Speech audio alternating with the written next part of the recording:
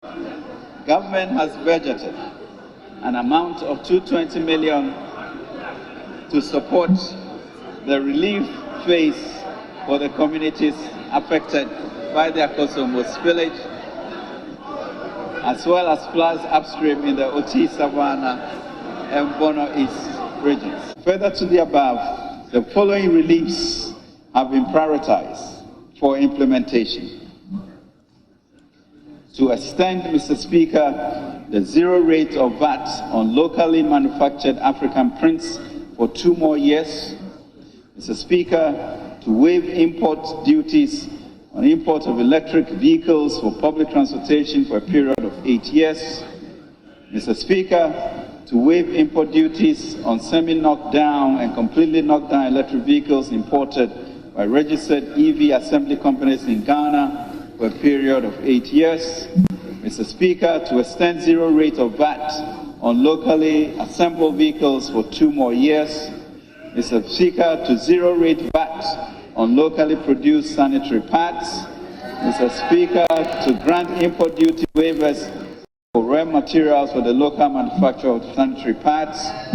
Mr. Speaker, to grant exemptions on the importation of agricultural machinery equipment and inputs and medical consumables, raw materials for the pharmaceutical industry. Mr. Speaker, a VAT flat rate of 5% to replace the 15% standard VAT rate on all commercial properties will be introduced to simplify administration.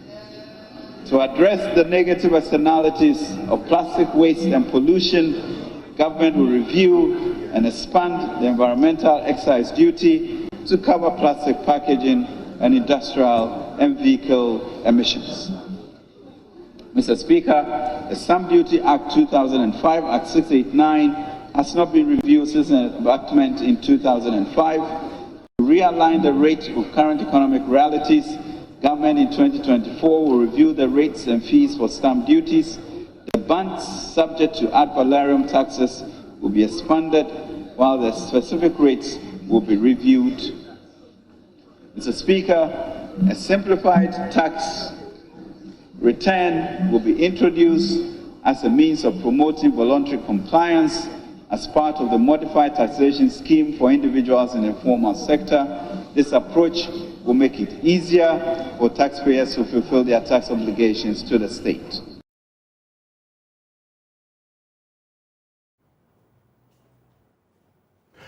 You're welcome back. This is Newsfile, your most authoritative news analysis platform. And here on Newsfile, as always, we put Ghana first.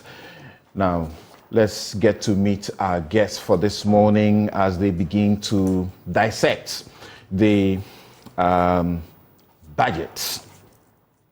And postscript on my take, I said 3 billion million we are looking for. That was a slip. 3 billion at the IMF. Occupy Ghana has done a search of only our 5 years of our money stolen and money misused from the Auditor General's report.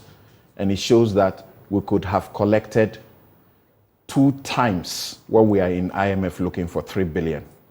What a shame. Anyway, so my guest this morning to do this discussion, George Ankoma, is lead partner, Tax and Regulatory Services, Deloitte. Theo Echampong, Dr. Theo Echampong is economist and political risk analyst. Dr. Humphrey Ayim-Dake is President, Association of Ghana Industries. AGI, Kenneth Thompson is Chief Executive, Dalex Finance, thought leader, business and economic matters, fellow of the Institute of Chartered Accountants in England and Wales. Here in the studio, I have Dr. Stephen Amwa, MP in Shire, so Deputy Minister of Trade and Industry. Sticker. He asked why I'm laughing, and it's a good reason he asked that, because he's not happy with me this morning. And he's a member, Finance Committee of Parliament. We will also be joined by Kofi Adams, who is MP Buem and member, Public Accounts, Defense and Interior Committees of Parliament. Now later on the mining issue that Occupy Ghana and the Media Coalition Against Galamsey is asking for a law to clearly prohibit and revoke an existing law that almost got Kakum mind to clearly prohibit. They will join us on that. And also the finance minister spoke about the conduct of public officers bill, that it will be passed into law. He spoke about it in the budget. These guys have a good, knowledge around that matter. And so they will speak to us. The Catholic Bishops' Conference have also joined the Occupy Ghana and Media Coalition Against Galamsey for a complete ban of mining in our forest reserves. Gentlemen, good morning. Thank you very much for joining Newsfile. And I'll begin by asking for your brief commentary. When we put the subtopic asking whether the price of our ball of kenkey will return to 1 cedi in a 1 trillion economy, which is being celebrated as historic, we use that to look at the entire budget.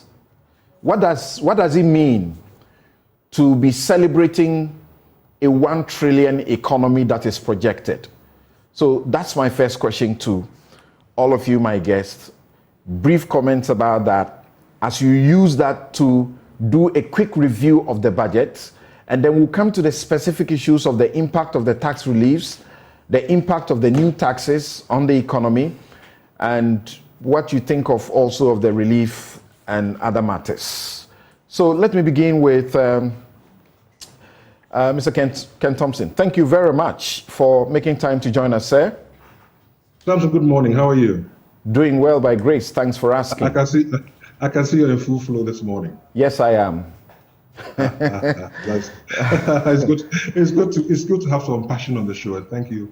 Well done for keeping up the passion levels all these years. Thank you, sir. So what does it mean to be celebrating a 1 trillion economy? What does it mean to us? What's your review, quick, of the budget? Okay, I think I have some 5 minutes. Well, you see, Ghanaian budgets flatter to deceive. Ghanaian budgets over the years flatter to deceive. So before the budget is read, there's some showboating. Everybody's sort of apprehensive, looking for what's coming into the budget. The day of the budget, the Minister of Finance, whichever color he is from, comes with some bag, shows it to us. The budget, and your emotions are heightened. Your hormones, emotions are heightened. And then the budget is ready. You think, what happened? Let me tell you a story. I have a story to tell you something this morning. About 3 years ago, a very good friend of mine, it's called Fred. Fred came to me. I mean, he's a man who's done well in business, sharp-suited, small family, nice house in Cantonment. And he said, Ken, I'm in trouble. And I said, but Samson, what's the problem? I mean, Fred, what's the problem? Fred was in tears, absolute tears. And he says, I've done some business. I've not been paid. I'm behind on my mortgage. I'm behind on my children's school fees. They have been thrown out of school. And you know me, this can happen to me. I mean, he turned up in this Mercedes. So I said, okay, no problem. I'll give you $15,000. And that's all I have because I'm saving to put a deposit on a car. So you can have the $15,000 back. Charlie Fred, this money you have to bring back as soon as possible. So I gave Fred the $15,000. I didn't hear much from him. I called him. I didn't hear much from him. And then about 6 months later, I was going to London. And, of course, I'm traveling economy. As I check in, I go through checking immigration. I get on the plane. And as I'm walking through the plane, I see somebody and I'm thinking, okay, what's going on here? But I continue walking. And then I came back and I said, Chief, what are you doing in business class? He says, oh, you know me, I can't, sit economy. People will think, they'll start to say certain things about me, my status society. And he had his 7-year-old son by him. So I go, as usual, go and sit down. And for those that know me, I'm 6'4", I'm huge. And as I'm sitting, fitting my way into economy, the seats, they put me in the middle. And the guy on my right is snoring and falling over me. They bring the food trolley. And the woman says, chicken or fish? And I said, oh, fish. And he said, well, fish is finished. And they threw the chicken at me. I'm thinking, wow. And then that is what it hits me. I felt cheated, used, and I thought that what Fred had done was immoral. And that is exactly how I feel about the Ghana government. I feel cheated, I feel used, and I find that what they have done is immoral. Think about it. The government of Ghana came to us and said that, we're unable to pay our debts. So we're going to, there's going to be some debt exchange program where literally the money is gone. The money is gone. I have friends who are doing projects that they've had to cancel. And then the same, so I'm suffering. I have the one I'm talking about, his children he has had to change his children's school. He sold his house. And then I have a budget where all the budget is about the government and what they want to do. That's the same Fred in business class. I feel cheated. I feel it's immoral. I feel used. What is it there? What is in there for the common man? What's in there for the watch seller? What's there for the kinky seller? What's there for the mechanic? Meanwhile, cost of living is high and there are no jobs. Economic prosperity is not about numbers. Economic prosperity is not about GDP. It's not about the size of your economy, whether you have 2 trillion, 4 trillion. It's not whether, you have 10. No. Economic prosperity is about the value of the CD in your pocket. And as we sit now, the value of the CD in your pocket is gone. Meanwhile, the government has made no sacrifices. We have made all those sacrifices. Why? Job for the boys. They're still doing job for the boys. Planting for food and jobs is failed. They're still putting money there. So what are we getting? Cost of living is high. Cost of doing business is high. Interest rates are high. Our capitals have been eroded through the currency depreciation. So what have we got out of it? It's immoral. I feel cheated and I feel used. That's my comment on the budget. I want you to watch this small clip, 1 minute, that was done by one of the researchers for this program, Kofi.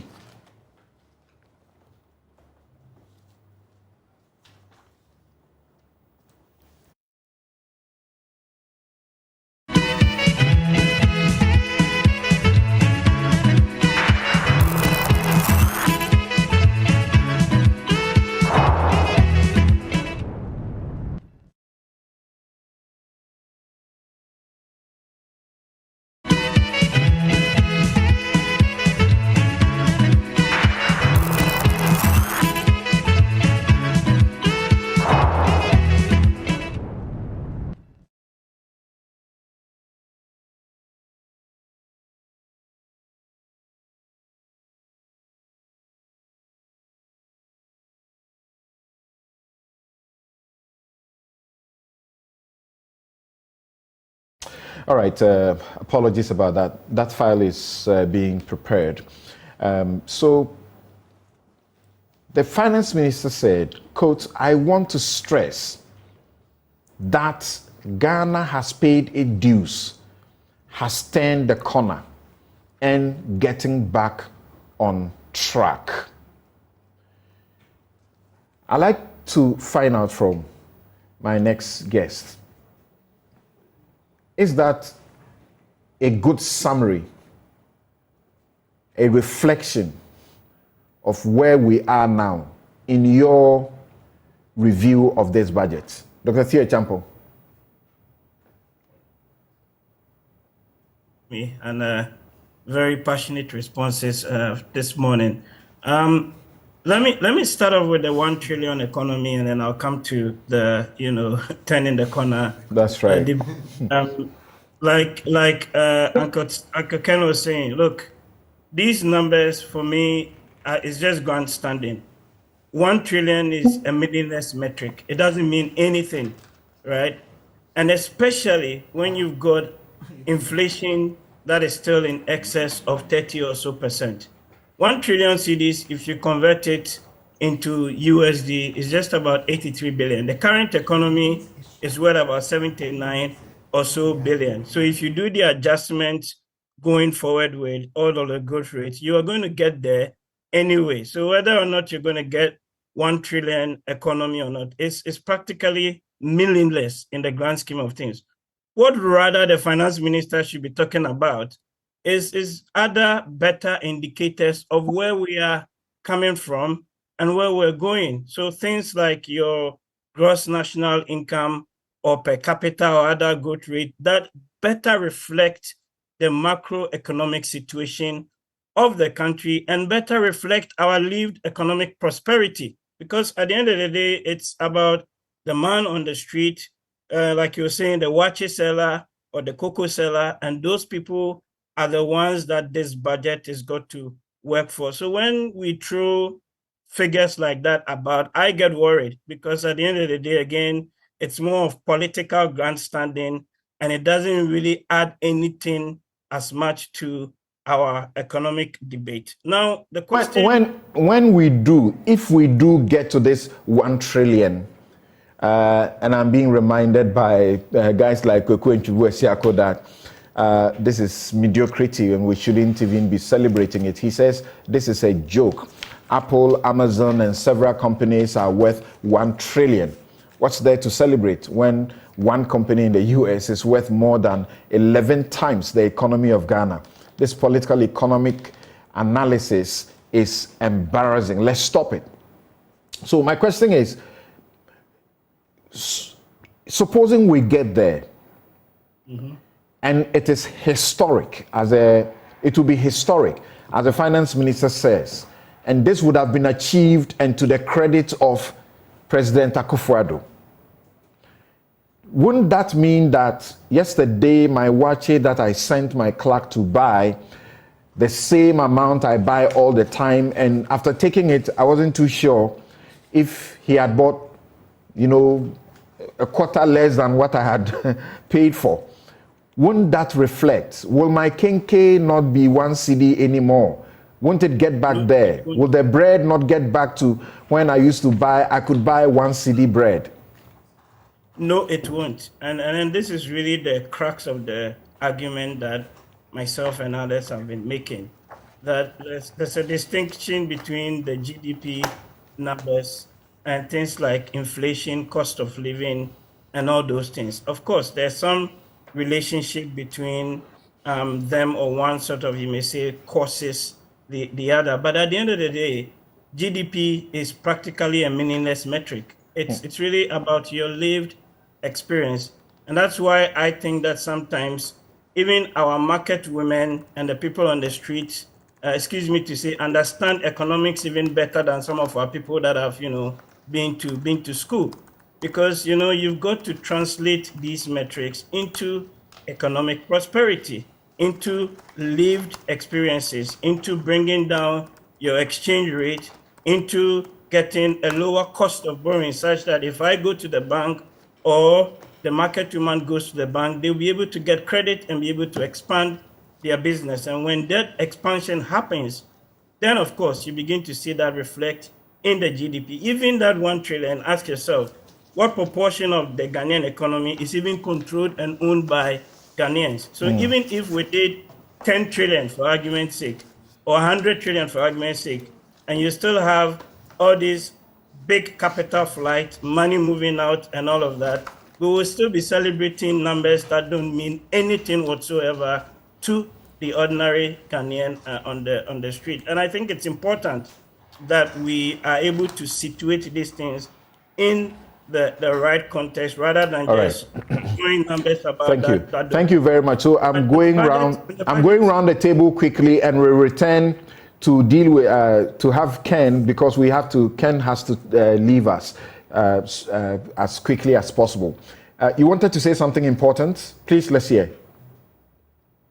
Yeah, I was going to just give a quick summary on the budget. Please go ahead. Go ahead. Positives and some negatives. So the first positive on the budget is that, of course, we have begun to see some of the gains from the IMF program and the debt restructuring being reflected in some of the numbers. So you look at the fiscal balances and the numbers that were provided from January to August, and you can see that the revenue numbers came down a little bit by about 3 billion, but at the same time, we've made about 17 billion of expenditure savings in that regard.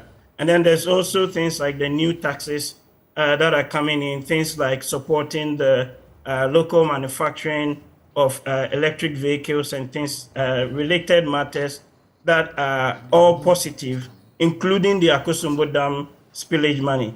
But there are issues also as well. And I think one of the core things for me really is this structural transformation argument. In fact, when you look at the numbers, right, between 2013 to 2022, and if you work it out, 2013 to 2016, agriculture has actually declined by 2 percentage points of GDP relative to the number from 2017 to 2022. Industry has gone down by also another 2.1 percentage point of GDP, and then services has gone up by about 4%. So you begin to ask yourself, the government says that we've done all these interventions, planting for food and jobs, one district, one factory, and a host of other initiatives. How come that relative to the numbers from 2012, 2013, 14, 15, if you work out the averages, we are still seeing a decline in agriculture, and we're still seeing a decline in industry. So again, it tells you that there are issues with cost of doing business. The taxes are killing businesses. People are struggling. And here we are talking about a phantom 1 trillion Ghana cedi economy that is not being reflected in terms of the people's pocket or even in terms of doing business in the country. Let's go to hear what our next guest also has to say by way of summary of his impressions of the budget, which is seeking to give us a 1 trillion economy. And I'm inviting George Ankama, lead partner, tax and regulatory services, Deloitte. But George, listen to this little summary picked out from the budget. Yes, George, let's hear you. Right, thank you, Thompson. I really can hear you. Yes, please. All right, thank you. So my take on this 1 trillion economy and the turning around the economy, I would say that yes, ordinarily, to have a 1 trillion economy, or in other words, to have a bigger economy is good for every economy or every country. And for that reason, ordinarily, yes, it's a very good thing. However, we need to look at what is in it for businesses, what is in it for individuals. And I'll pick that from the perspective of exchange rates. We have 1 trillion economy, but when the businessman invests money, what does that mean for the individual or the businessman? I have had interactions with some businessmen who invested somewhere 2014, 2015. If you are doing a trading business, you need to invest $1 million. And once you invest that money, it's expected that it's converted into Ghana cedis. If you ask that businessman today, the capital that was invested is virtually gone off. And so we will have a big economy, 1 trillion, which is good, but we need to work on our exchange rate. I think that the minister did mention the fact that, yes, we expect exchange rate to be very stable, and we just hope that that will be the case. Because without that, I think that we are going to have a very serious issue when it comes to investing within the economy. Inflation is also one area that we need to work on, and I think the two works together. Inflation and exchange rates works together. Something our inflation, the minister did mention some waivers in terms of the agri sector. There more into taxes later on. But I think that coming down, and that for me is a worrying one for us. And so the mode of thinking that you are talking about, if we are still importing so much food, and the currency is not doing well, how do we then get compensation for the reduction in the prices that we are talking about? That, for me, is a worry, and that we need to be looking at. So yes, the economy can't be big, but there is the need for it to reflect in the pockets of the ordinary Ghanaian. Some of the incentives, the waivers that have been given or proposed in the budget, yes, would have some reflections at once they are passed into law. But I believe that if you look at it also from industry side, industry was looking for a bit more than what was given. Given what has happened during COVID period and all that, and how that has impacted businesses, industry was looking for more than just what the kind of waivers that are given. There are some taxes that industry has been worried about that is really affecting the cost of doing business in Ghana. And this is one of the things, or few other things that industry has been asking for. For instance, COVID levy. There has been so many discussions around the COVID levy and the need for that to be dropped because COVID levy was actually introduced for a purpose, and it impacts the cost of doing business and cost of every activity that you do. So COVID, as we all know, the World Health Organization that declared COVID as pandemic says it's no longer a pandemic, and so we expected that even if COVID levy is not going to be mentioned as immediately withdrawn, some timelines given as to when COVID levy is going to go down, so that it will be able to affect the cost of doing business in Ghana. Business sector also was expecting some measures around, for instance, consolidation of the VAT and the levies. Something I tell you, the levies inclusive of the COVID 6% is significant on the cost of doing business in Ghana, because these are costs that are not recoverable in line with the input-output approach by businesses, and so it affects the bottom line. And at the end of the day, to have the impact on the ordinary citizen, the businessman also needs to make profits. And for that reason, the 6% that is hitting the businesses, industry was expecting that would have been looked into, because a lot of conversation have gone on, said that it is converted or consolidated into the standard VAT regime, so that it becomes an input-output for businesses. And I believe that will automatically even bring down the cost of products in the economy.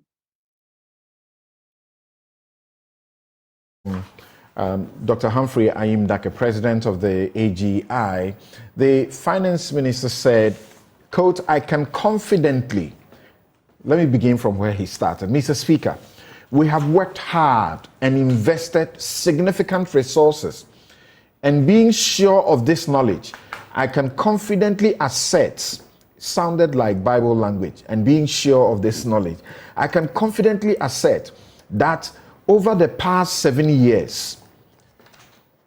Now, Doc, this is in bold, italicized, nicely presented.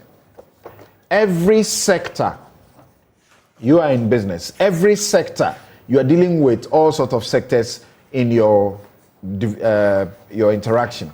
Every sector has been positively impacted. Every household has been positively impacted by our social intervention programs, and every region has been positively impacted towards a 6 billion economy. What do you say? 1 trillion economy. What do you say?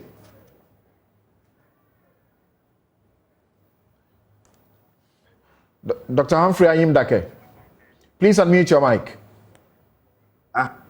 Mic? Yes, go on. We can hear you now. All right, thank you. And thanks for the opportunity, Samson. Well, per the budget, our opinion is that it comes with optimism per the letter of the budget as expressed by Senior Thompson. in a way. However, we also acknowledge that the optimism should be characterized with caution and also measured expectation within the context of a country coming out of a recovery position. Anytime we do this engagement, I try to draw the attention that we're still in the woods. We are not yet out of the woods, and therefore the analysis should still be contextualized. We still have governance issues, and we have liquidity challenges and debt positions. So within the said context, it comes with optimism, but characterized with measured expectation, as so stated. However, in the midst of that, we see a number of positives that has arisen within the period in discussion, i.e. the macro gains and the role of the IMF restoring confidence to some extent by virtue of those gains to the business community. And secondly, we also appreciate the number of interventions regarding some tax reliefs to some sectors. You could realize that the reliefs that were released are not across the board. So to those sectors, we did make some case in consultations with the minister, and therefore we acknowledge those gains. Secondly, we seek to say that some of the reliefs should be aligned, because the principle behind the tax reliefs for, say, the part companies was to make sure that this concept of value addition and this concept of substitution, industrializing substitution, should be cut across most of the sectors where we have comparative advantages to stimulate growth. So we acknowledge the role of the part institutions. Nonetheless, when we go to, and we also acknowledge that of the agriculture space, where government seeks to give a lot of reliefs in terms of tax waivers on the machineries that are coming in. But as you do that, our prayer is that government will align and make sure that institutions that are in the country that are already producing some agriculture tools and equipment will be exempted from these reliefs of importation. So we will come to the tax reliefs and exemptions specific. We wanted your first impressions of the budget, and you are talking about hope and measured expectation. That's correct. Hope and measured expectations within the context of the general economic difficulties, and try to reshape and bring confidence in the economy for businesses to operate. All right, thank you very much. So I come to the studio now, and it's going to be as quick as you have heard my guest on Zoom speak to, and then I'll go to Ken. It's going to be as quick, and I can assure you, if you do beyond 5 minutes, I'll cut you. Now, we want your summary of what you find the budget to be, and I see Kofi Adams trying to read some portion. In my take, I suggested to you that the MPs were there just shouting and not listening. I doubt they read what was going on. Let's test it with Kofi Adams. Yes, Kofi Adams, what is your summary of this budget? Well, Samson, thank you for the opportunity. Your summary review. What usually happens is that the finance minister only presents a speech. He doesn't give you the full budget. That's understood. Truly, in a budget, it is the indices that provides you the meat. As for the speech, it is what people will say economic propaganda sometimes. So you will not get much from it. So it is the noise that you hear. It is when members see the propaganda component of the speech, where you title successes that are not there, or successes that can clearly be seen that these should not even be celebrated in any way. That is where sometimes you hear the noise. And then, of course, you would receive counter from the other side, thinking that they should be praising it. But I suppose, for example, you don't have an assistant to yourself who you would have instructed to pay attention to specific areas where you have some expertise and would have broken down some aspect for which you should follow up or, help you to debate the budgets? Well, they do. We have them, they do. But the truth of the matter is that Parliament is structured in committees. And because it's structured in committees, usually you have the debate also structured into components. And so, like on Tuesday, when we start the debate, there will be a seconder and then a ranking of finance committee. They will look at the economic and then the financial areas. You have the social services. You have the security sector, where some of us are on defense and interior committee, where maybe we'll be expected to make interventions. Right. So what's your general view of the budget? The general view is that this is not a budget that you can clearly tell me that we have turned a corner or we will be able to achieve any success.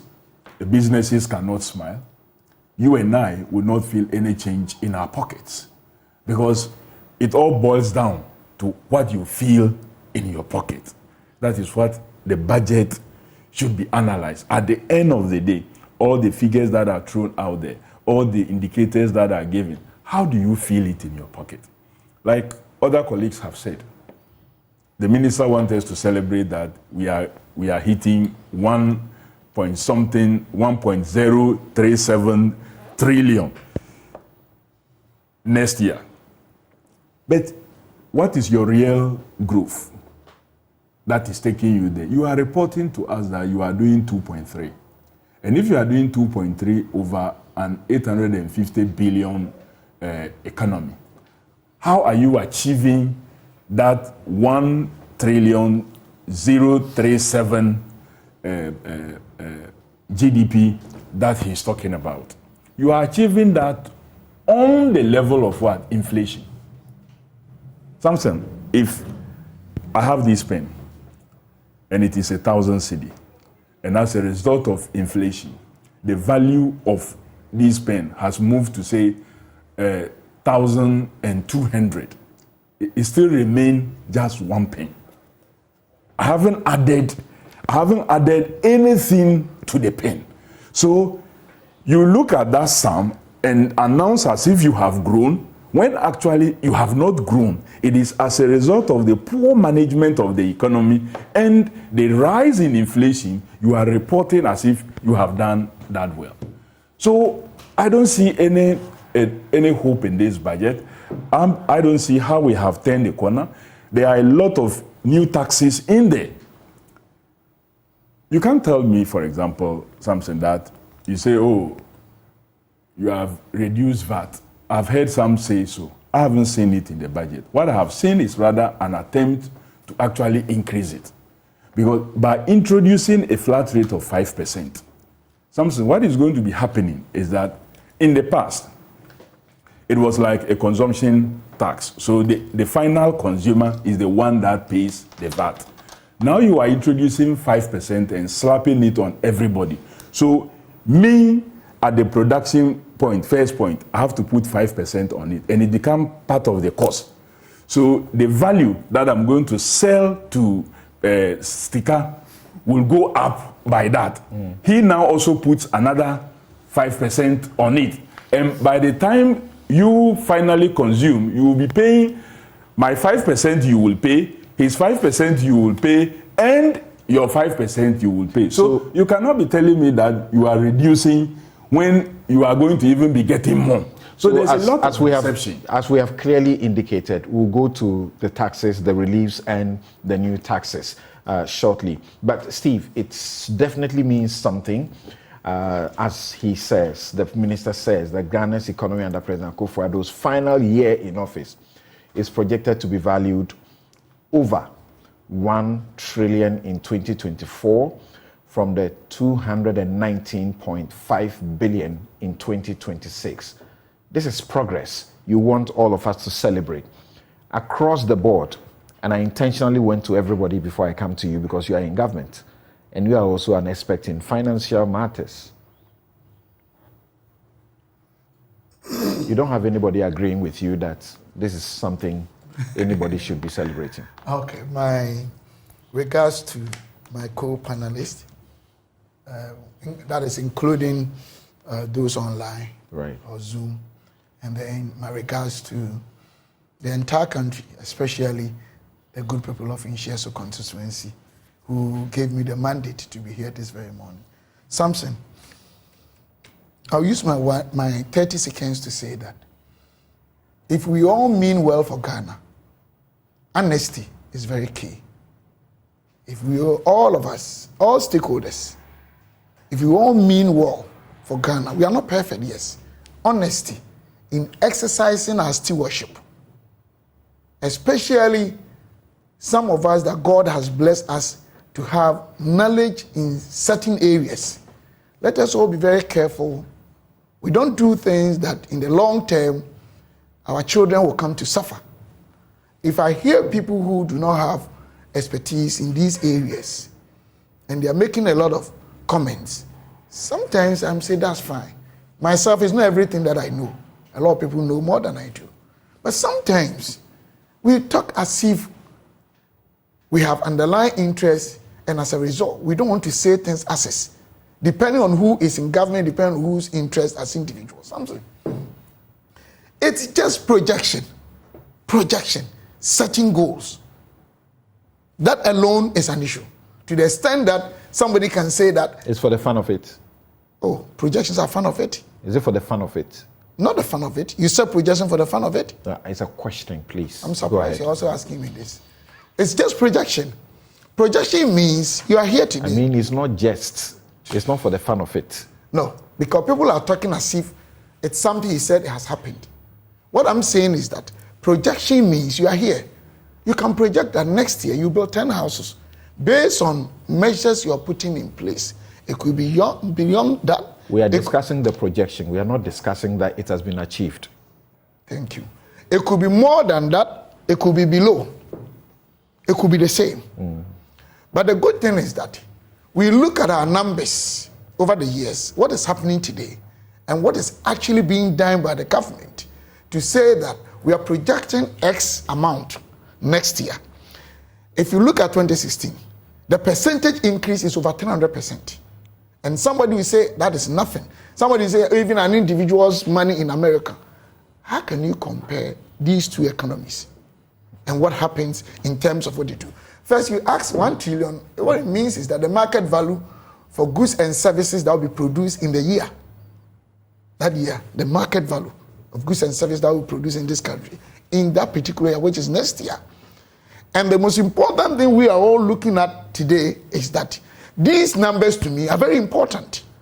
The only thing that I agree is the translation of these numbers in impacting lives. But you can't say it's not good. All the other areas some of my colleagues are talking about, are they not statistical figures? Are they not numbers? How did we arrive at them? Then you say others are not important, or we don't even have to talk about them. We only have to select these areas. Sometimes we need to understand the whole thing. This year's budget, just like any other country, the playing field or the concentration is on the fiscal space, whether you like it or not. Because 2022 up to now, look at the world. The world's debt to GDP was about 258. In fact, 2022, we had over 80% GDP. So debt to GDP. Now it's about 66.4. So any government that knows what it's doing will concentrate on mechanization of fiscal space to consolidate it by mechanizing a very good equilibrium between revenue we are generating internally and then how we can control cost and then managing our borrowing in a way that will not jeopardize this economy. At the same time, thinking about manufacturing, because agriculture grew 6.3, which is even higher than about 6.2 2017. Services grew, but manufacturing grew negative. So the government, looking at the aspect of manufacturing, decided to give some leverage in a way of reducing some of the tax components in the area of manufacturing so that we can produce more in a country, create the needed value chains, and employ a lot of people. So if you look at this budget, in my opinion, it's one of the best. You cannot say, everything has been handled very well. But let me tell you, the projection by this government by the finance minister that Ghana is going to grow about 1 trillion, it's something all of us must laud it, support the government as stakeholders, and make sure that we are able to attain that. There wouldn't be any uncertainties that will impair this projection in terms of its reality or realization. Aside that, we need to also understand the fact that there has been restoration, just as we stated in 2023 budget. All the primary macro indicators, or most of them, are showing signs of this government doing well to bring this economy back to track. And that's why the minister said we are at the corner. Because inflation is now down to about 33, we are projecting about 15. Even GDP we're talking about, the global GDP, it's about 1 point something, less than 2, the projection for next year. Ours is 2.8. So you look at all these things, the indication is that although there are challenges, although there are difficulties, although I agree with some of the things my co-panels or discussants have raised, the government in managing the economy and consolidating our fiscal space to ensure that we restore and stabilize and move forward, we are in the right direction.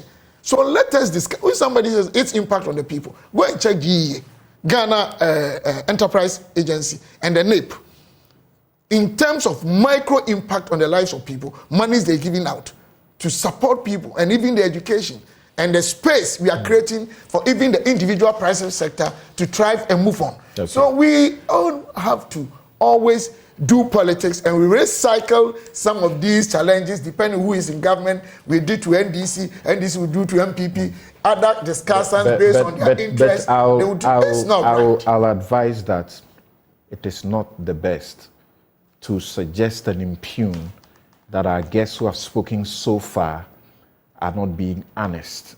Oh, I never said that. That's how you began. No, I never said that. You began by questioning the credibility of what can I say that again? Have said. No, can I say that again? Okay. What I said is, in this country, let us allow honesty to prevail. That does not suggest that those who spoke now, we are talking about Ghana. Yeah, you said so that. I said when I hear, them say that. No, they are not the only. You are not referring to the people for this. I'm referring to everyone who has gotten opportunity to speak on issues concerning Ghana. All right, thank you. Now, it's a pleasure. Now, thank you. Now, let's go to Ken Thompson, and we're going to look at some specifics as we have tried to, project for you. But to start, Kofi Bentil says that he'll be joining us for the last leg of this discussion. He says, touting a 1 trillion economy is equal to having a liter of oil and pouring 4 liters of water into it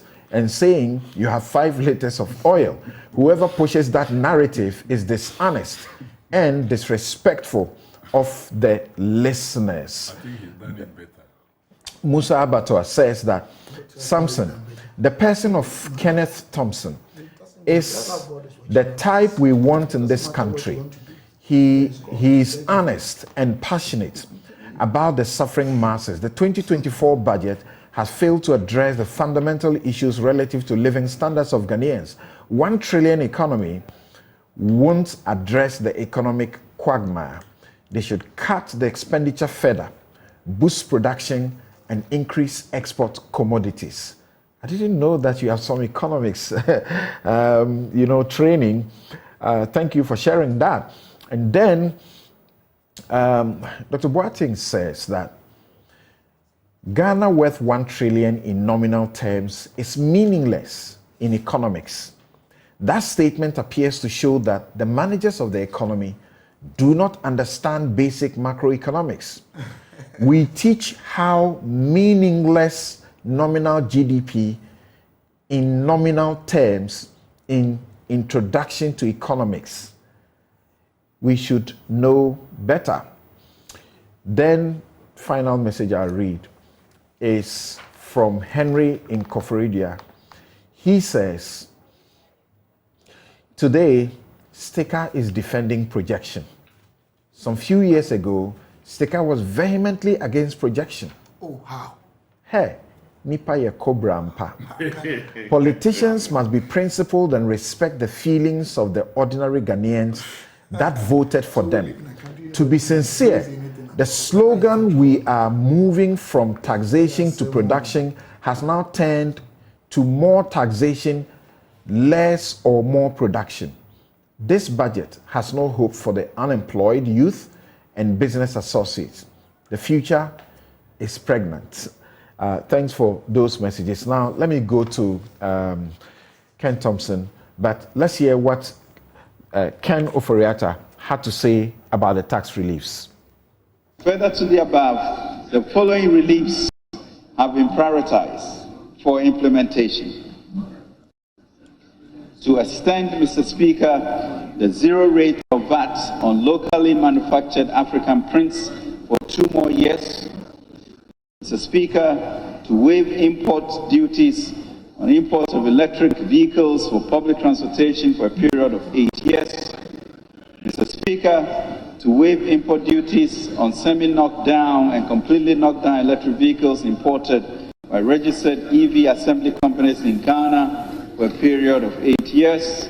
Mr. Speaker, to extend zero rate of VAT on locally assembled vehicles for 2 more years.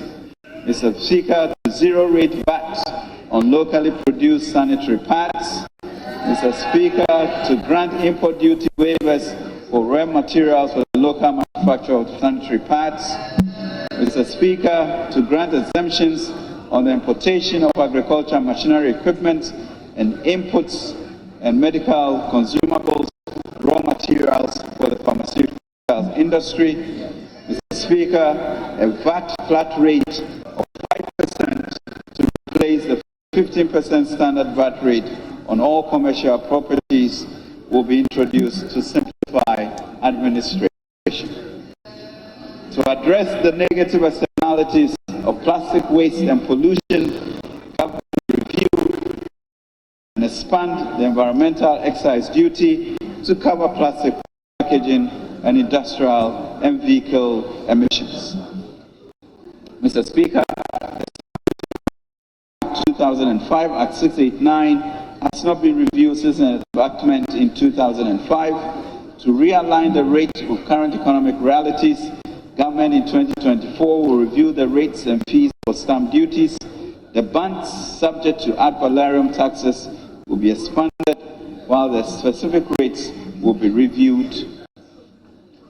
Mr. Speaker, a simplified tax return will be introduced as a means of promoting voluntary compliance as part of the modified taxation scheme for individuals in the informal sector. This approach will make it easier for taxpayers to fulfill their tax obligations to the state. Right. So, sir, the tax reliefs, and there are also tax increases that have happened, quite, a raft of them. How do they impact on the economic recovery that we so want to achieve, being in IMF and seeking these drops of millions of cedis coming in from time to time to prop up the economy? Samson, first, I want to knock something on its head, and I'll say it again and again. Economic prosperity is not about numbers. It's about the value of the cedi in your pocket. Full stop. And politicians should stop lying to us about debt to GDP ratio. It's not about how much your debt to GDP ratio is. It's how much of your income you are used to pay that debt. Don't compare yourself to Japan, which has over 200% debt to GDP ratio. The amount they pay for their debt is less than 20%. What are we talking about? Anyway, with regards to the tax, first, the tax is a red herring. And I'd like to shift a little bit tax and agriculture, because, of course, when you give tax reliefs, you are supposed to help to revive an economy. Apart from the fact that planting for food and jobs have failed, it has failed. I mean, there are people in this country that are going hungry. Food inflation is gone through the roof. Instead of measuring outcomes, we talk about how many farmers have been helped, how many people have received implements. We don't measure outcomes. We're still importing tons and tons of broilers.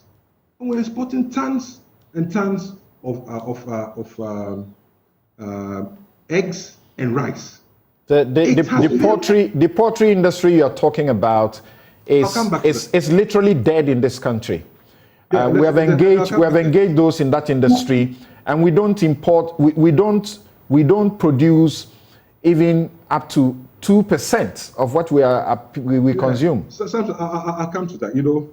And what we do. But if you look in the budget, they've also put in some scheme to do some poultry outgrower scheme and so forth. It's going to fail like the ones that failed in 2014, 2016, 2017. It will fail, and it's just job for the boys and opportunity for politicians to take money out. And I feel cheated.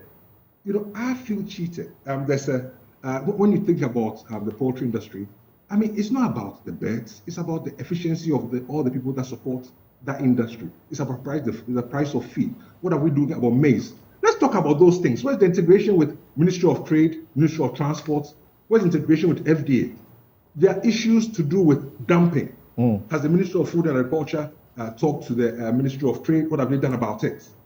So I feel cheated. It's immoral. Money's being taken out of my pocket. I don't intend to interrupt you, but when you talk about the poultry industry, with my engagement with those of them who are in there, they are president and leaders on this show, and realizing, for example, how that industry is completely dying out, they, at a point, they had solace in the 1 egg per day for the school child. And then suddenly, somebody felt that a contract should be given to some person to go and bring something prepared in China with school feeding on it. And that completely took away their jobs. Thompson, and if you think about the tons and tons and tons of money we borrow for agriculture, it's sad that we're where we are. The issue is not about the taxes. The issue is about a lack of vision. The issue is it's not about money. It's about policy. The issue is lack of integration. The issue is lack of strong leadership to say no. Those are the issues. So those things you talk about, taxes, those things with the politicians, they are just red herrings. I mean, so I can bring in, a hatchery for tax-free. Well, fair enough. But how about all the other things that go into it? How about all that? Let's think short, medium, long term. Let's have policies and plans that make sense. We lack vision. We lack ability to plan. It's not about money. We lack strong leadership. That's the issue. And that's what we need to deal with. But if you ask me whether the taxes are beneficial, of course, I mean, what the tax is going to do? I mean, interest rates are over 40%.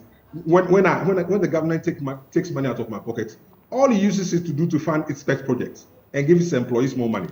Why didn't it give the money back to me? Why didn't the government use that to reduce its borrowing so I can reduce interest rates? Then I can see an effect in my pocket. But to say that, you've given me some tax relief, I mean, what do I do with it?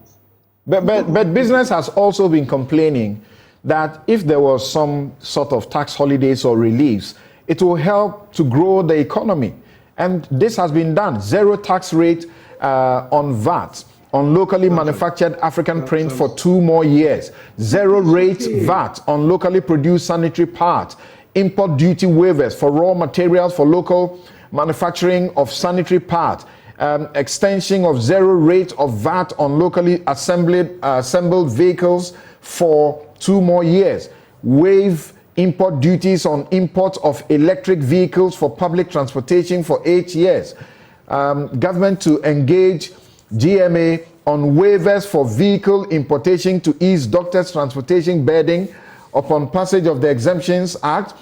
Grant exemptions on the importation of agricultural machinery, equipment and input and medical consumables, raw materials for the pharmaceutical industry. And finally, waive import duties on semi-knocked down and completely knocked down electric vehicles imported by registered EV assembly companies in Ghana for a period of 8 years. Let me take a couple. So you talk about tax exemption for electric vehicles. I mean, how many people work in that industry anyway? I mean, this is a tax for friends. Really, I mean, what are you trying to achieve? Of course, something like a tax relief on locally made wax springs and sanitary parts is good. But at the factories here, how long will it take for the factories to set up? In any case, It's not that 2 or 3 or 4% tax relief that you're giving that will incentivize the private sector to engage and invest. It's about all the other things. I mean, this, for me, there's so much showboating. There's too much showboating. And, you know, we're sort of shadow boxing. We're in the ring, but nobody's throwing a punch. We can't continue like this. There's a lack of vision, a lack of planning. I mean, the businesses are suffering. People are laying off staff. Don't we see that? Don't you realize Ghanaians are going hungry every day? What policies are we doing that will impact their lives? If the government has money, saved some money, it shouldn't be to YE, go for the boys, it shouldn't be the poultry. The government should facilitate. The government does not execute. And that is our problem. So for me, the taxes, they are nice, but really, the impact is negligible. How about the taxes that have also been introduced? And we're asking the question, how will the reliefs and the new taxes or the increases or review upwards of the taxes lead us to the destination, as in economic recovery? Government is to review and expand the environmental excise duty to cover plastic packaging and industrial and vehicle emissions. Government is to review the Tax Duty Act, and bans subject to ad valorem taxes will be expanded while the specific rates will be reviewed upwards. The implementation of the communication service tax is being carried out in phases. The first phase, currently under implementation, covers 14 entities, including pay-per-view television stations, and finally, engagement with stakeholders for implementation of the second phase has begun, and their onboarding will be carried out in 2024. Samson, they say, if you can't convince them, what do you do? Confuse them. Don't be confused. And the impact is negligible. Ask anybody. If you can't convince them, confuse them. I mean, guys, come on. Let's be real. I mean, let's be real. How does the trader in Abosoka, how does he benefit? He's lost all his capital over the last 2 years. How does he benefit? He can't borrow to save his life. He has no chance of being able to raise more money. How does my friend, who has had to take his kids out of school because of DDEP, how does he benefit? Those taxes, you can ask those that have the figures, the effect is negligible. That is of no sure way to revive this economy. If you want to revive this economy, focus on driving the interest rates down. Focus on that. If there's any money, focus on reducing your borrowing. Then you can start to have some hope that there will be a revival. But this is showboating. I mean, this is, if you can't convince them, confuse them. You know, I mean, that's what I say to that. Finally, before you take leave of us, I'm interested in finding out.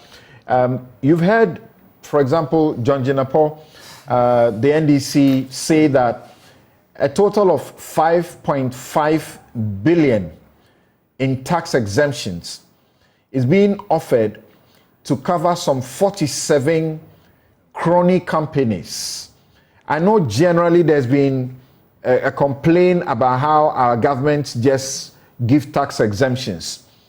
What do you say about that? We will ask them to establish the truth in this, but what do you say about that? Okay, I have no way of confirming what she said, but this issue of tax exemption to favor those who are politically connected and their associates is not a new one. So it needs to be looked into. This issue of tax exemptions to favor the politically connected people, those that benefit from the state, associated with the state, and their cronies, it's not a new one. And people will tell you, your economists will tell you, they'll probably lose as much through tax waivers and exemption as is more that we are seeking from the IMF. That's the bottom line. That's the bottom. And let's deal with the issues. We're just going around in circles and circles and throwing figures about. Figures doesn't mean anything. It's the value of the cedi in my pocket. All right. We can't thank you enough. Thank you very much. That is Kenneth Thompson, Chief Executive, Dalex Finance, thought leader, business and economics matters. He's a fellow of the Institute of Chartered Accountants in England and Wales. And our viewers and listeners are just loving him for what they say, his blunt speaking and not allowing himself to be, as it were, confused by the figures. So let's move on to Dr. Humphrey Ayim-Dake. Because you are with the Ghana Association of Industries, AGI, and you are looking at the budget as one of hope with measured expectations. The raft of taxes, of course, they are to specific entities or sectors, but they benefit your members, and those also for increases. What do you say? Will this help us to, as it were, properly turn the corner, get to the recovery, and then achieve the projection of a 1 trillion economy? All right. Yes, I can take it, Samson. Regarding the sectors that these taxes or tax reliefs are to benefit, automatically, any company or any individual or citizen that patronize such goods will benefit from the reliefs that will be transferred to the consumer in that sector. We argued this out in recent times regarding the zero rate VAT on the diapers and then on the pads, and therefore all our citizens that will put this to use will benefit in terms of the reliefs that will come to them. So these are sectorial, and these are regarding to companies that are in these sectors. So our principle we seek to push out there or advocate on is that, given that these sectors benefit from this, can we choose a few more sectors and implement same, and also deepen the value addition and the integrated aspect of this? That is how we develop sector by sector, product by product, and then we can export this to support the economy. So respectfully, I believe that the institutions that are getting this benefit will benefit from it, and their customers will benefit from it. Nonetheless, we also want to make a case that in the case of the agriculture space, and I repeat it again, that we are giving reliefs for agriculture equipment. A company like Crocodile Matches that produces part of the agriculture tools must be isolated and exempted from such a general exemptions that is coming for the agriculture space, and then aid them to integrate into the space. So some of this policy per se is a good one, but there are companies on the local market that must be treated just as the companies in the pad industry. So we agree to the fact that these companies will benefit from these reliefs. Tell me if this is just part of what Stephen complains about, unnecessarily being negative, when we can look at some of the positives and take them and run with them. One of the people in the poultry industry, one of the investors in that area, tells me that what Kenneth is saying is 100%. He says it is job for the boys. Go check out those behind the broiler program. What do you say? Well, regarding the poultry intervention, it is also captured in the agriculture PFG 2. And the government seeks to deploy some resources to stimulate that sector of the economy. Yes, once you stimulate that sector of the economy, there will be beneficiaries. Either they are job for the boys, or they are on the either side of the parties that play. To me, what matters when I do such engagement on behalf of my members, our members are both parties. Is the policy cross-cutting enough? Is the policy such that anybody of the other divide can take advantage of? If that is the case, as a business person, that should be your focus. And then you could deploy your lobbying tactics as a business person to be part of the interventions. So this is how I see it. But my expectation is not that you be asking questions, that you asking whether this is cross-cutting enough. You should be telling us whether it's cross-cutting enough. Your members are impacted by these. As the policy has been captured in the budget, that PFJ2 will have an intervention for the poultry industry. Did it separate anybody? And somebody alleges that it's for a job for the boys. Let the individual prove that. To me, what matters is that the policy is cross-cutting enough. You need to take advantage of it. If you go and you're denied, you can make a case to that effect. That is how I see the positive aspect of this intervention coming to the poultry industry. Right. And beyond that, you should realize that there are other related factors that are making the poultry industry go through this crisis. And that's part of the feed processing and the integrated aspect of it. How is this intervention going to solve that? That is how I look at the position. Okay. Thank you, sir. Right, Dr. Humphrey Ayim Dake, thank you very much for your time. The AGI, wishing you the best. Now let me get to George Ankama, who is Lead Partner Tax and Regulatory Services, Deloitte. You are the experts in tax matters. So tell us, the tax waivers, the tax increases and so on, and the alleged exemption package which the minority says memoranda have been sent to them, and they have identified as many as 47 companies that will benefit from 5.5 billion in tax exemption, and these are crony companies. What's your take? Thank you, Samson. So, Samson, until last year when we passed the tax exemptions into an act, exemptions were being granted here and there, and it's on record that the extent of the exemptions that were given were quite significant, that it was over billions of Ghana cedis, and the need for us to then have this tax exemption to ensure that exemptions are streamlined. And so passing the Exemptions Act was to ensure that, yes, sectors that need certain exemptions, because basically why are exemptions granted? The exemptions are granted to attract investment in certain areas. So definitely you cannot discount the need for tax exemptions. But you ask yourself, where are the exemptions going? I'm not aware of which companies are being granted exemptions. But like I said, it's good if we have an exemption policy as we have, and ensure that it is actually utilized for the purpose for which it was designed, and giving exemptions to sectors specific where we need to boost our economy.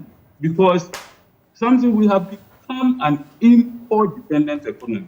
And you see that discussion so far has been, in as much as industries, some exemptions or waivers have been granted, we still have a situation of cost of doing business being very high. Inflation very high, cost of funding very high, and for which reason it's very, very difficult for businesses to survive. I can tell you on authority that if you take industry, the manufacturing sector, more than 60% are not manufacturing. They are only packaging, and you can do a research on that. They are only doing packaging instead of manufacturing. Okay. Because it's become quite expensive to manufacture in Ghana. The exemptions or waivers that have been granted under this budget, hoping that it will pass into law, are good. Like I said earlier, industry was looking for more. The waiver for locally manufactured testers, which is very good. We may not get all the exemptions at a go. So for me, it's a starting point that we are starting. But how does that work? These rafts of waivers in an austerity, how does it work? Yes, so in as much as we are giving exemptions, we are not giving exemption for corporate income tax. We are giving exemption for indirect taxes. This will allow the cost to go down, and by that, consumption automatically goes up. given other factors within the economy. Okay. And once consumption is going up, you are able to do more business, you are able to make more profit. Government tends to get more profit. And that's why we say that the exemption in itself is not bad. It is how you do it and who you are giving to. Are you giving the exemptions to priority sectors? And so, for instance, the exemption to the importation of agri machinery and inputs, very important, because if you take the agri sector, we need to grow our agri sector. And so if we are having the inputs being exempted from import duties, what's happening? We are going to then have a better yield at a lower cost, and we should be able to then reduce the cost of food and other things that we talk about. Okay. We have always said that taxes are not only imposed for revenue generation.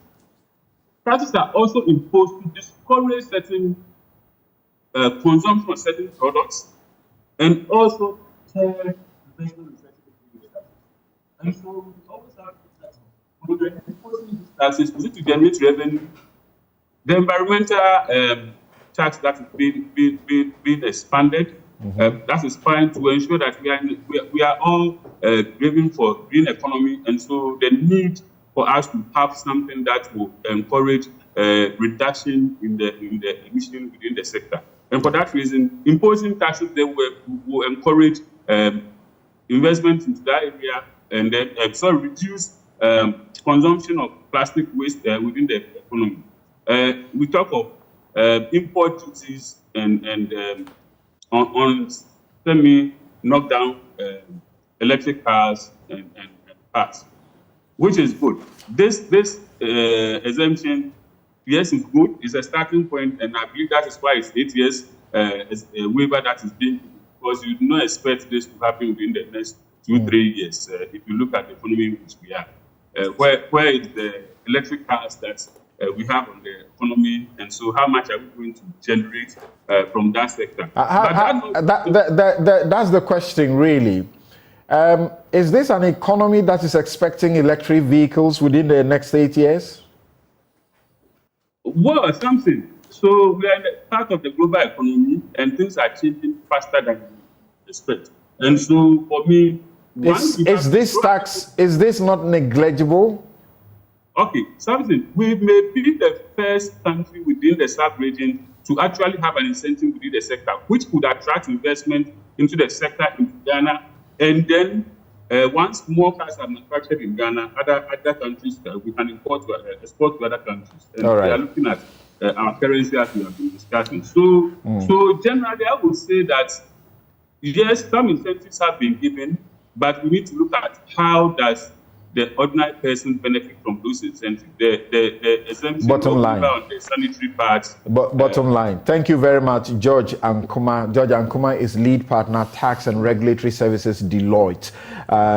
So right now, the only person we have still joining us virtually is Dr. Theo Champong.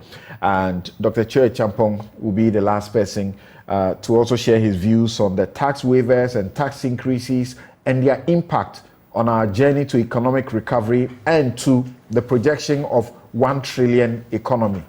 When he's done, we'll resume to the studio, and then we'll have Kofi Bentil and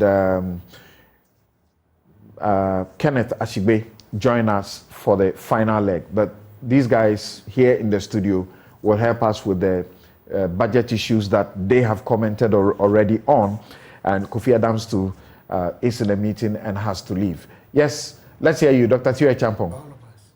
Yes, so I just want to pick a few of the points, starting with one that my good friend Sticker made about the 1 trillion being quote unquote, according to him, a mere projection.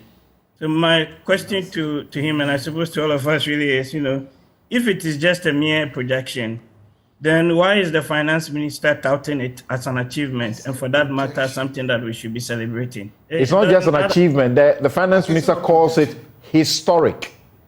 Yes. Right. Yes. So if that were the case, then you begin to see, for me again, the issue that Ken talks about a lot of showboating, a lot of grandstanding, a lot of rhetoric, and is actually not backed by the substance that is needed or the deep-seated connections between the policies and the policy outcomes. And it goes to the second point before the tax on opinion. even the choice of Please go on. The choice of indicators that we use in some of these conversations, they're very, very important. If you look at, for example, the economy conversation and you take industry, take agri, take services, right? Relative to 2017, you could argue that there has been some one or two improvement. Even that in some years is up, in some years it's down. But if you do a much more historical analysis and you go back, say, over even 10 years or 14 years, you begin to see that gradually or consistently, agriculture's share of GDP, manufacturing share of GDP, it's actually been coming down, right? And this is us consistently saying, we're giving a lot of interventions, we're giving a lot of support, we're giving a lot of tax rebate, you name it in there.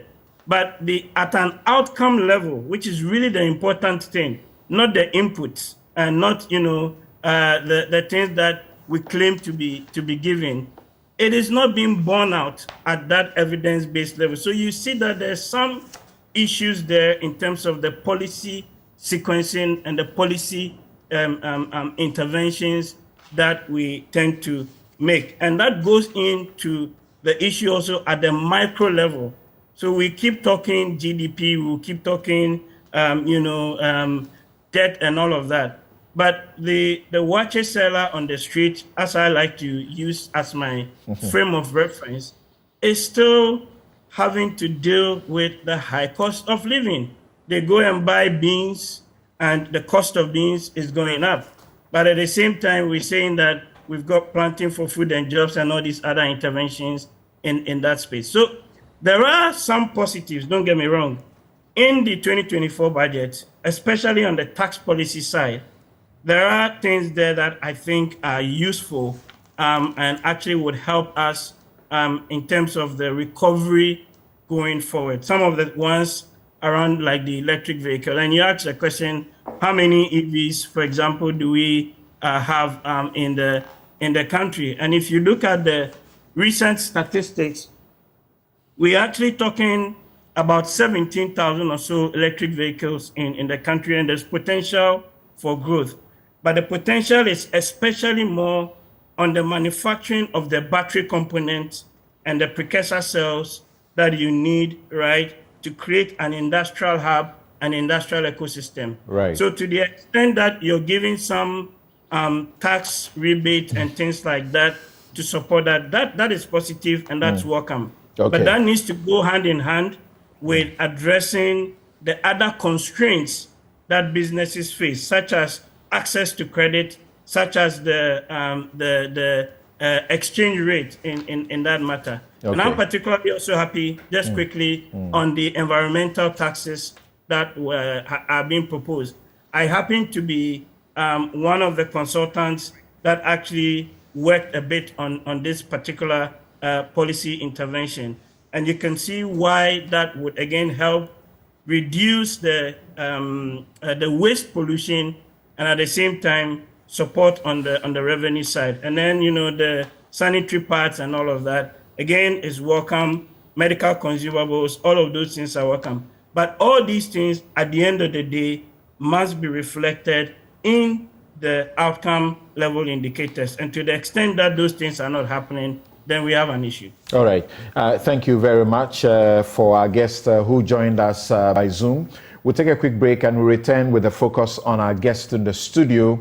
And then later, they will do into 30 minutes and then they will leave us because they have important programs to attend to.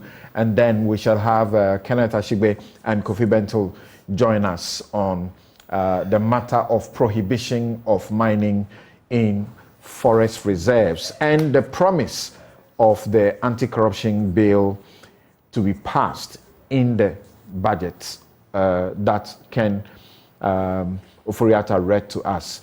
Those who have been listening to, George Ankoma, Lead Partner, Tax and Regulatory Services, Deloitte, Dr. Theo Champong, Economist and Political Risk Analyst, Dr. Humphrey Anyim Dake, President, Association of Ghana Industries, Kenneth Thompson is Chief Executive, Dalex Finance, and he's a thought leader. He's a fellow of the Institute of Chartered Accountants in England and Wales.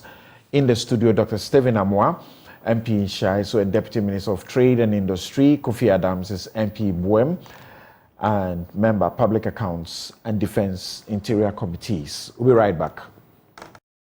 Mr. Speaker, this government is leaving behind a budget that is debt-riddled.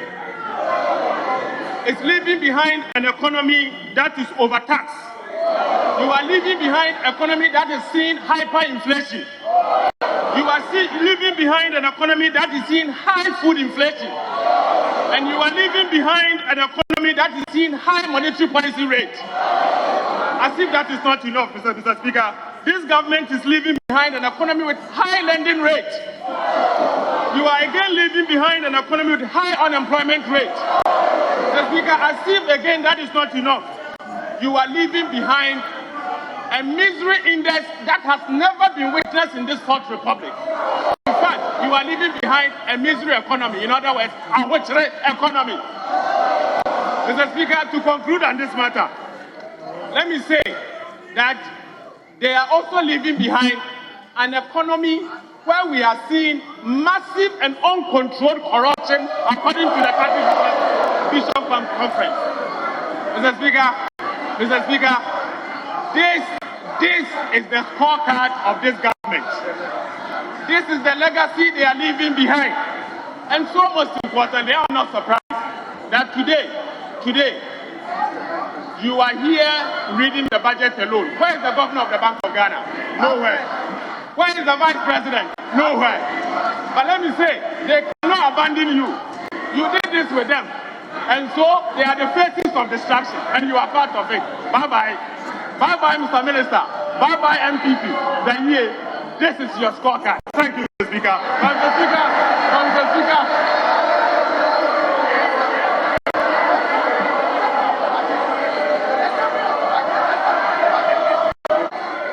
That the figures cannot be toyed with.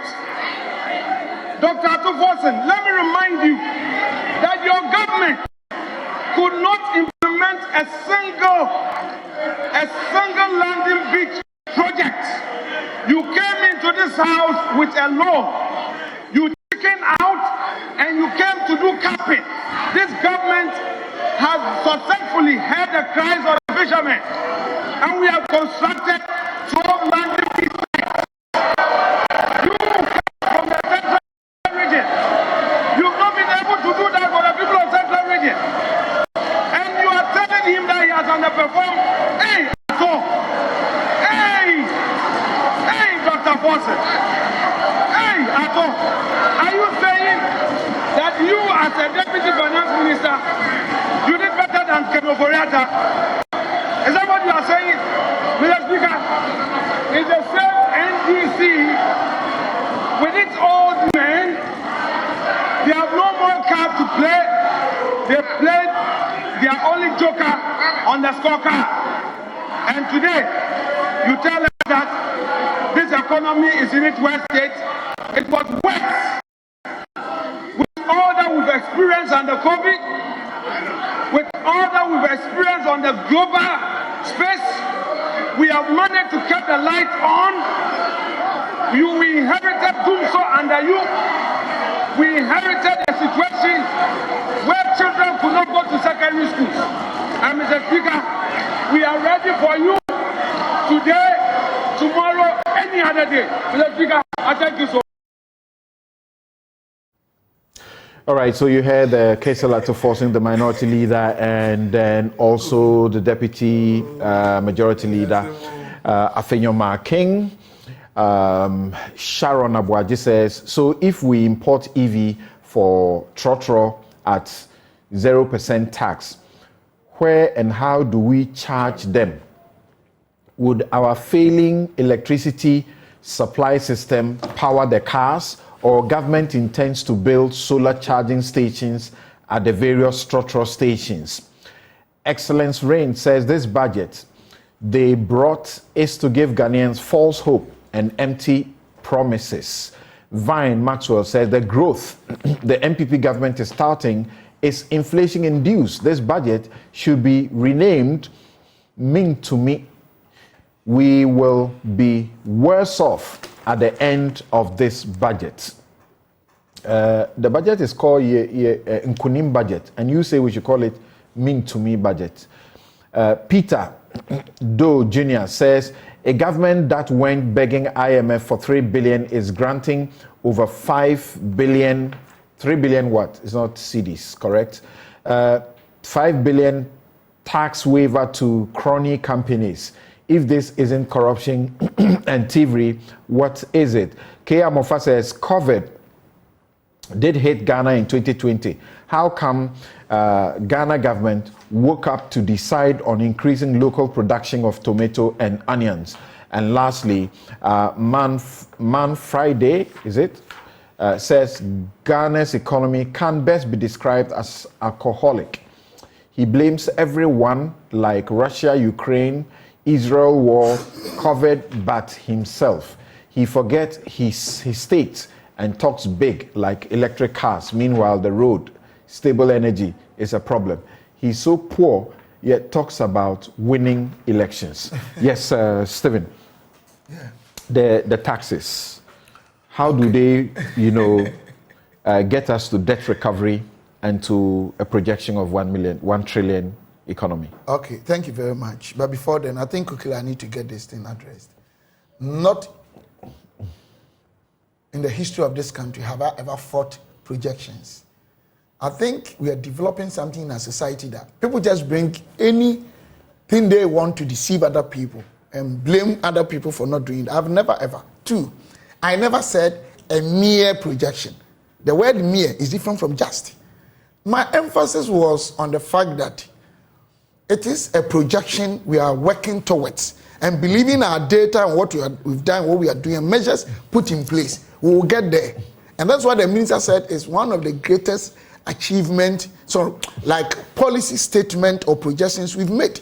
So I never said mere as if I'm trivializing it. But in Ghana, sometimes when we want to say mere, we say just. But they are not the same. So I want to correct that. You say it's just a projection. And please, the issue about agric and industry have been coming down. Let's be very honest. 4 years down the line to 2016, we had continuously power outage for about 4 years. And if you are talking about major elements or ingredients of building and sustaining industries and the agricultural sector in terms of the entire value chain, you can't take away energy. We were even growing as a country, averagely 7%. For 3 years, till this COVID and other things came that we started having impaired productivity and the co-minimis that affected our fiscal space. That is now leading us to this controversial taxes, either we should increase or decrease. So something, coming back to the taxes, you enumerated all of them. I don't have to repeat them. And some of our colleagues have even lauded the fact that they are good, except that some of them also think they are not significant. But let me tell you, I want to read this thing from our PFM Act.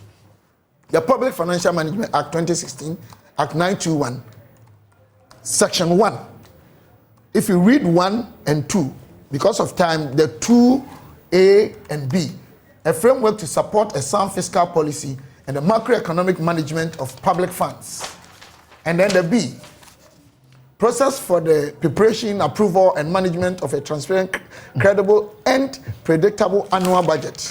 The one will be important because it says that the object of this act is to regulate the financial management of the public sector within a macroeconomic and fiscal framework. So tax policy management is calibrated in nature. This is what I hold for my brothers NDC, not just to say they've done worse or bad, but I'm making a point. 2014 to 2016.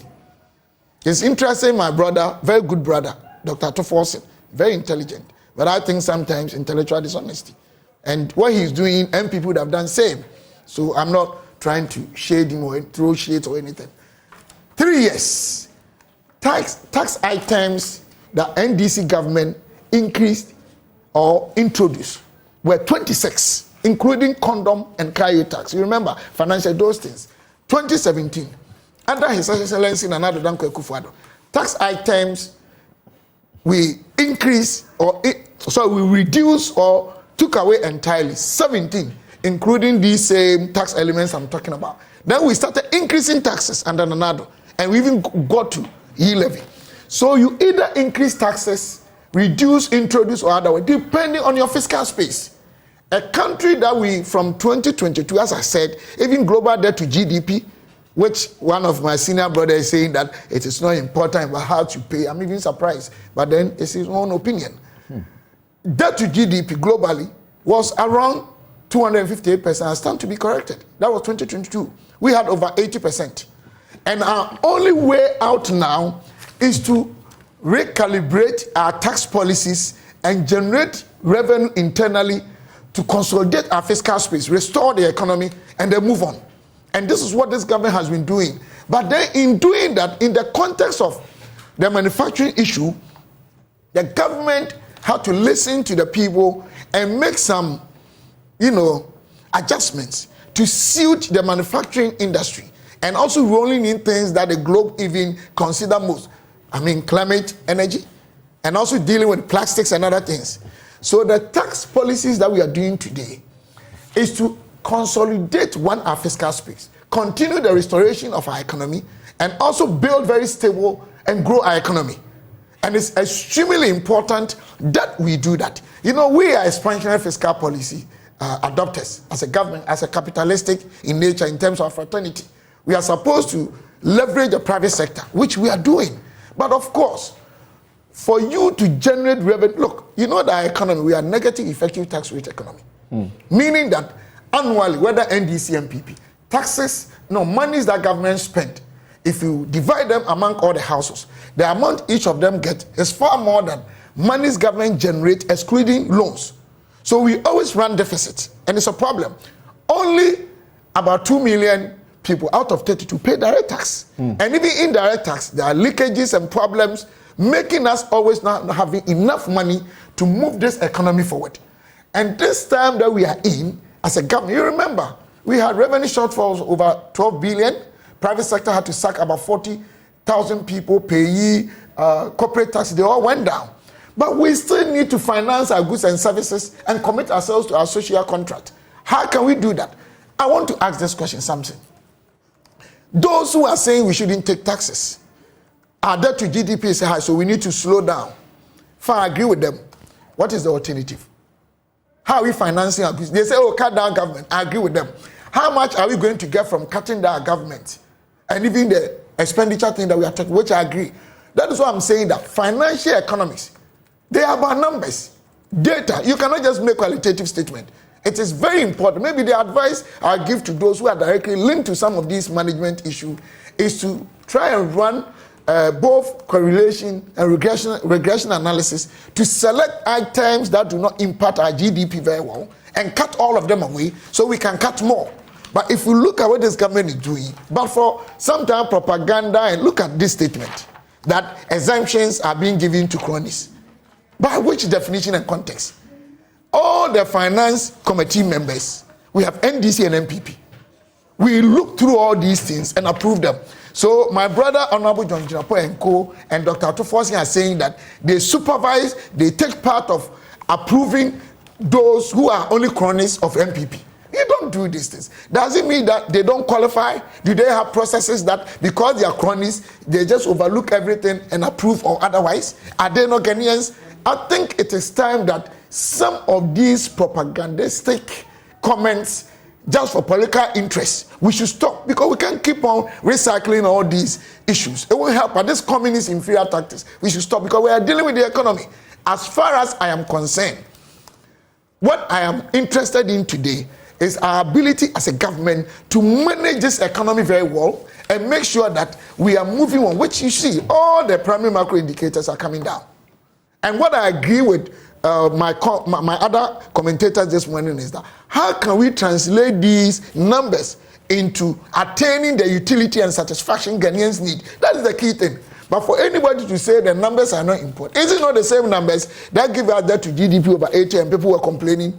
Is it not the same numbers that gave us inflation up to about 50% that people were complaining? Now that it's 33, now that it's 66, now that we are picking growth and going, they are not important again. What manner of society is this? And let me also end with this, or let me speak about this. When we talk about industries, factories, companies doing well or otherwise, something, we always either intentionally or as a result of displaying intellectual dishonesty or ego trips concentrate only on the government. That is not true. We have a country that have very weak entrepreneurial ecosystems.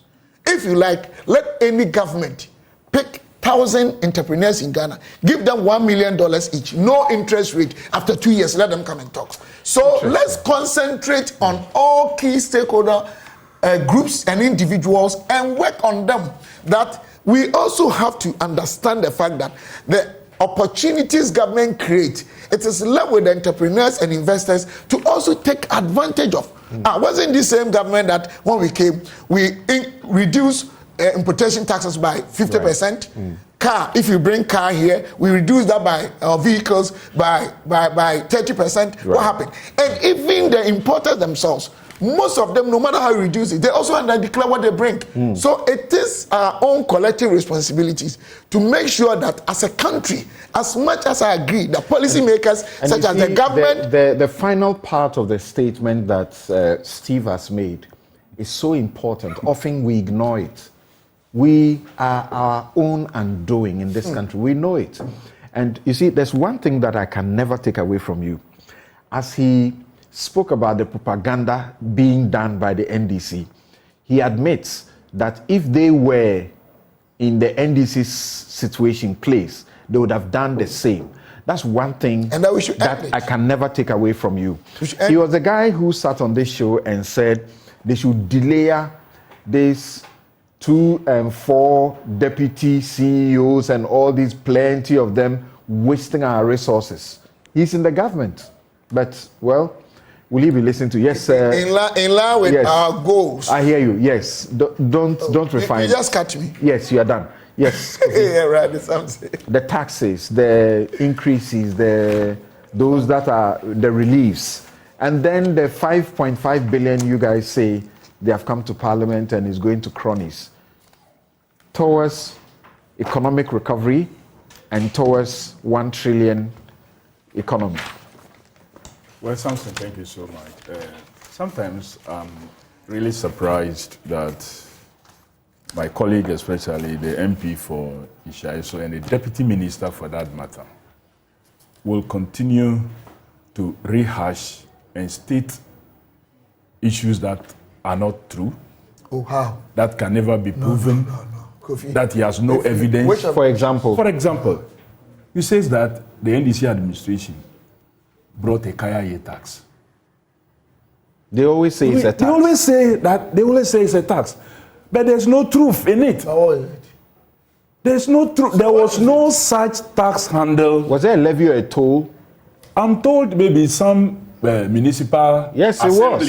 It was. So it's a tax, is it not? No. I'm saying some. Okay. Not even all. Okay. Some municipal. Please. But there was no carry tax. I'm saying that if a particular municipal assembly, in terms of management of its local issues, the assembly decided to do so, you don't come and placing it on a government.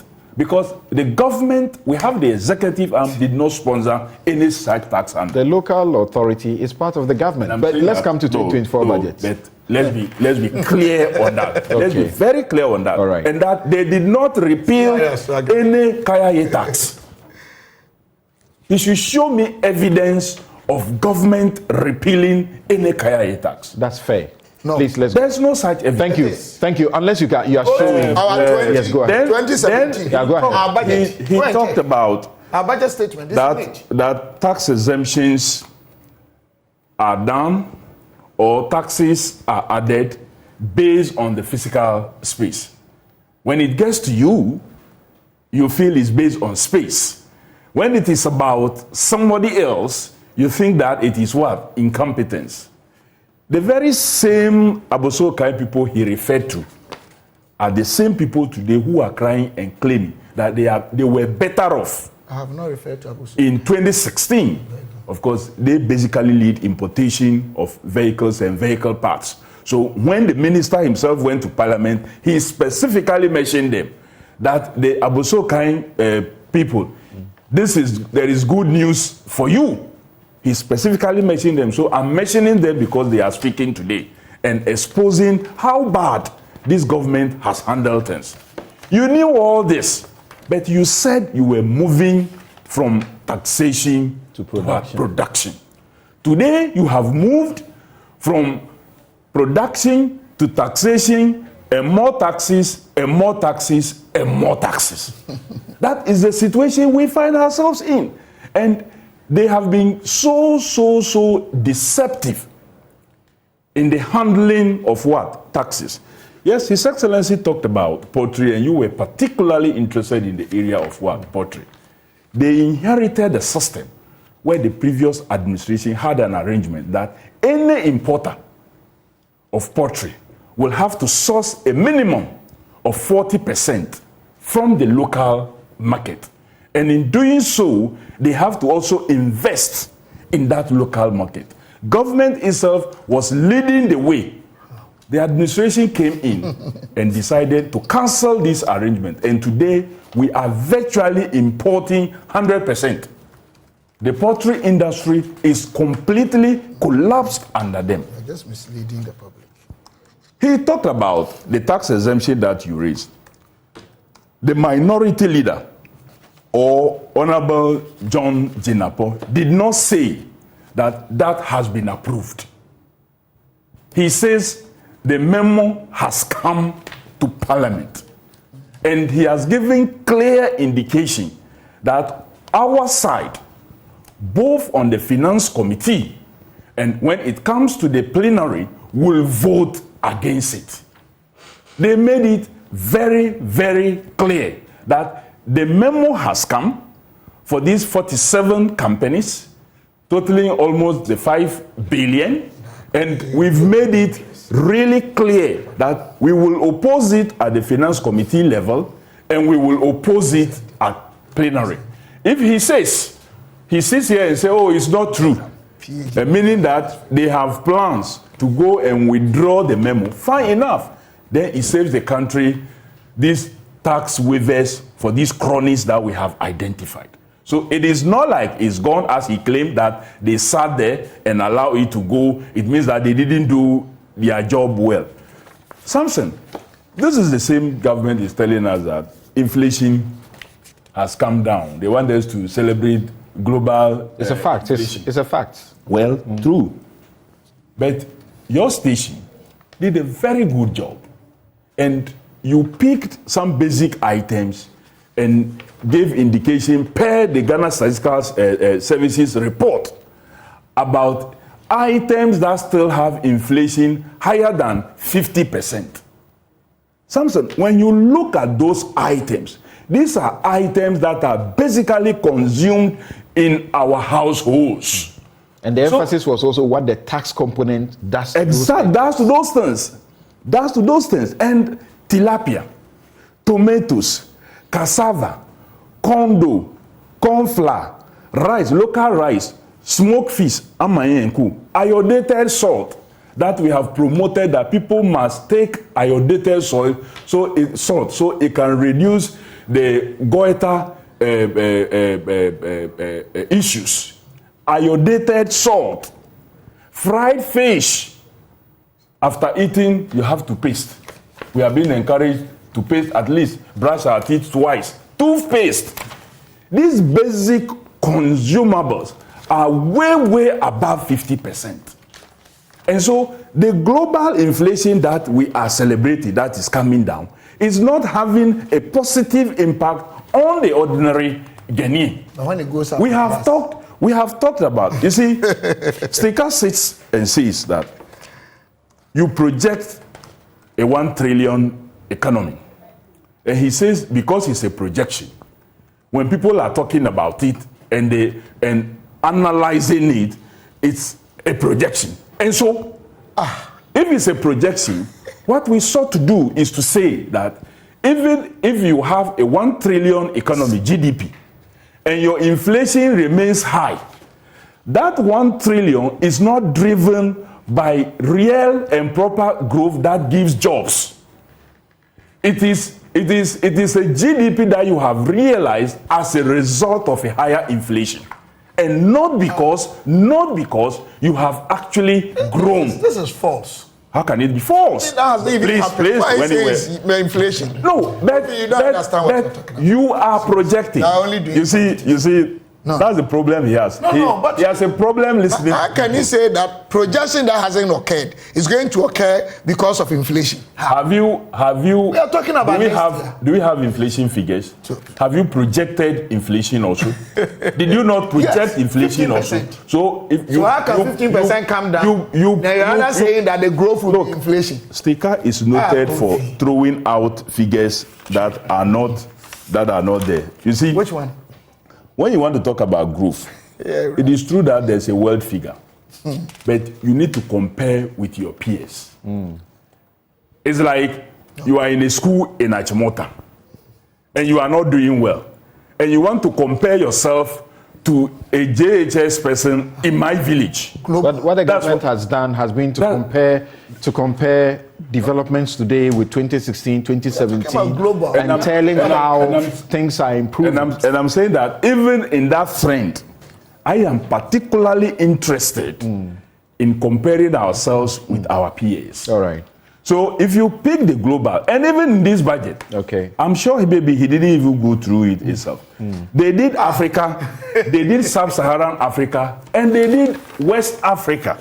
If you look at the West African figures, the 3 countries that were listed there. You need to conclude for me, and I need to help you to also get to your program.